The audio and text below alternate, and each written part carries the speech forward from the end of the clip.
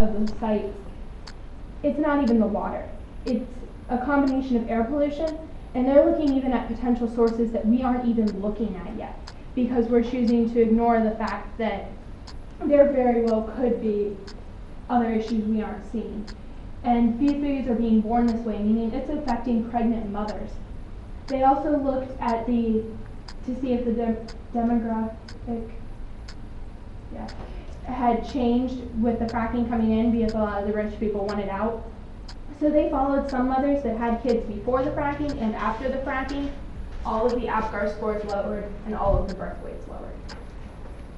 So they are deciding that it's probably not just a accidental chance. The chemicals that they're putting in kill. 40,000 gallons of chemicals approximately are used in a single well. And that's just the chemicals, that's not the water and sand.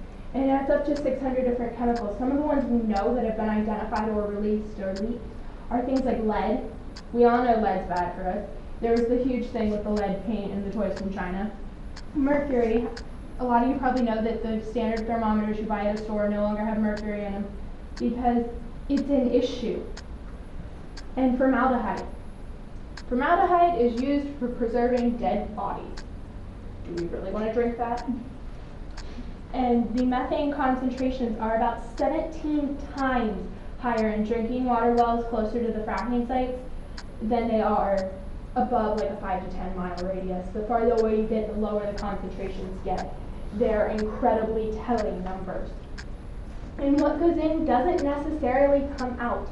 Only about 30 to 50% of the fracturing fluid actually comes back out. The rest is lost somewhere under there. They aren't telling us exactly where it is. It could very well be going into the surrounding area and leaking into our aquifers.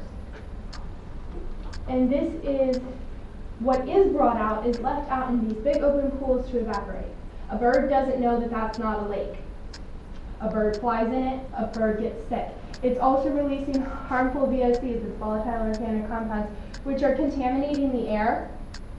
They're leading to acid rain and ground level ozone. We've talked again and again about how bad ground level ozone is for people. The ozone should be higher, not down here. And that's a tombstone. More and more tombstones are looking like this. That's a tombstone that has been exposed to acid rain. Fracking is advancing tombstone decay. So it's really affecting us from the time we're born until even after we're gone. And this is enough to flood DC. In 2012 alone, 280 billion US gallons of toxic wastewater came from fracking. That's just 2012. And that's enough to flood all of DC in a 22-foot deep toxic lagoon. That's not even counting the safe drinking water that we keep catching on fire. And it would be flammable, even more flammable than this. Imagine if you light a 22-foot lagoon covering all of DC on fire. That would be an interesting new issue. Literally, we're putting that much toxic wastewater that's flammable, that's dangerous, and that's killing people out into the surrounding areas. And there's a lot of things.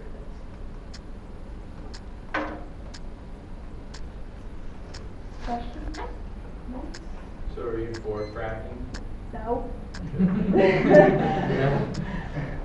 Yes, I want flammable water. It sounds like fun. Is it just the methane that's causing the water to catch fire, or is there other stuff in it that they're finding? We're not really sure. There's a reason they aren't telling us stuff. We know for sure that there's methane, and we know for sure that methane's flammable. It's kind of interesting to watch people set methane on fire. So that's for sure a cause, but we don't know if that's the only thing that's setting it on fire or not. And another thing dangerous about methane, it's pretty much odorless, so you can't really tell when it's there. What other than water would be causing the babies to have lower birth rates? Well, one of the things is air pollution. It's letting off all of these things into the air, and the mamas are breathing that. It's like breathing in secondhand smoke. You're breathing in the chemicals from the air, and that's harming the babies before they're even born. A lot of them are being born sooner, being born later, and being born kind of loopy. And a lot of these babies are projected to either not make it or to have significant learning delays and disabilities later in life. And if you imagine if you were to just inhale straight methane, it would That'd kill kill you. So if you inhale the methane, and it will eventually get to your baby, and which will cause the birth defects. Babies are a lot more vulnerable, even when they aren't born yet. They're a lot more vulnerable than we are because they don't have any immune system, especially before they're born. There is literally no immune system. There's nothing to block all this out. There's nothing to help make them better. Yeah. Who did the study on the babies? I mean, not your group, I know that, Huh. but The study has not been officially released to the public. It has been going through the government, but because it is still working on peer reviews, and because it's really hard to duplicate that kind of stuff, to study it over again, they aren't releasing names yet. They're also afraid to release names in that the fracking companies may or may not go after them. So a lot of names are being tossed around. They aren't necessarily a given name yet. because on HBO last 2 nights, they've had a story on there, it's called Gasoline 2, I watched it last night. And they're talking about the fracking, and they were talking about children in this certain area where they're having upper respiratory infections and stuff like that, but they wasn't able to dominate a name or who, because the families are scared. The internet throws names around, but the official sites with the actual report, well, the actual report of the report, since the report's not released to the internet yet, don't have names. Blogs have names. Is that false?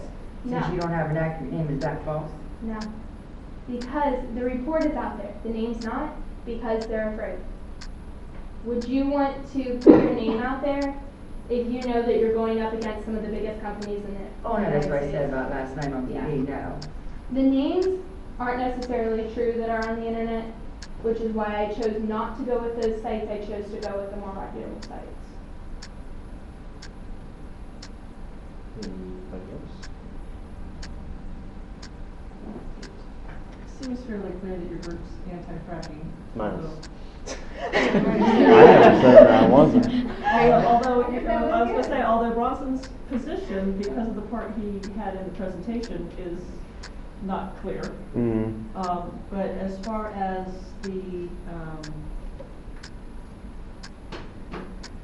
what your group thinks should be future of fracking was not clear. So what's as far as the group's, ideas on fracking as far as what should be done in the future, et cetera, where's the group stand on that?